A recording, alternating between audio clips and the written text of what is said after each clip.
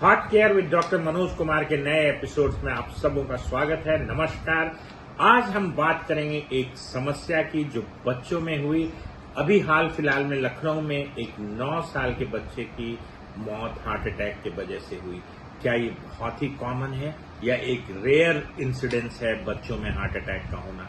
मैं इस चीज पे थोड़ा प्रकाश डालूंगा और मैं अभी जिक्र करूंगा, इस बात की जिक्र करूंगा कि क्या कारण होते हैं हार्ट अटैक का बच्चों में। तो सबसे इम्पोर्टेंट चीज ये है कि ये बच्ची को एक चक्कर आने की या सिनकोप की शिकायत थी, जिसके लिए न्यूरोलॉजिकल ट्रीटमेंट चल रहा था, बट कभी भी इनका कार्डियक चेकअप नहीं हुआ।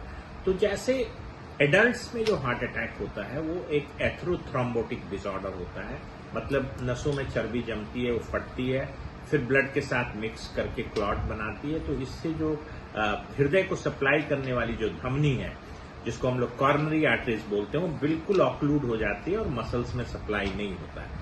बच्चों में जो मुख्य वजह है हार्ट अटैक के, वो कुछ कंजेनाइटल या जन्म से होने वाली बीमारी है, जिसको जैसे अलकप्पा का मतलब होता है कि लेफ्ट कॉर्नरी आर्टरी जो है वो पल्मोनरी आर्टरी से ऑरिजिनेट करती है।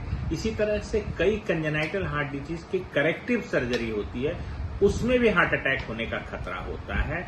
एक कावासाकी डिजीज है जिसका भी बहुत इम्पोर्टेंट एक कॉज माना गया है बच्चों में हार्ट अटैक होने का।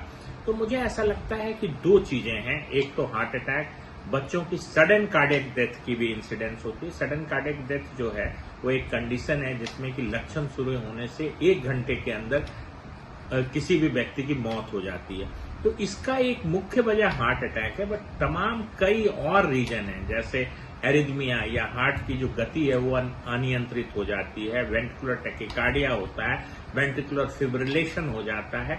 इसी तरीके से जन्मजात कुछ चैनलोपैथीज होती है, जिसको हम ईसीजी करके डायग्नोज कर सकते हैं। इसी तरीके का एक हाइपरट्रॉपिक कार्डियोमायोपैथी होता है, उसमें भी आप अगर एग्जर्ट करते हैं तो सडन कार्डियक डेथ का रिस्क रहता है। तो ये जो 9 साल के बच्चे की जो डेथ हुई है, उसमें मुख्य वजह मुझे लगता है कि कोई जन्म से कंजेनाइटल एब्नॉर्मलिटीज रही होगी, या किसी तरह की इस तरह की एरिथमिया रही होगी, या चैनलोपैथीज रही होगी जिसमें सडन कार्डियक डेथ का इंसिडेंस रहता है।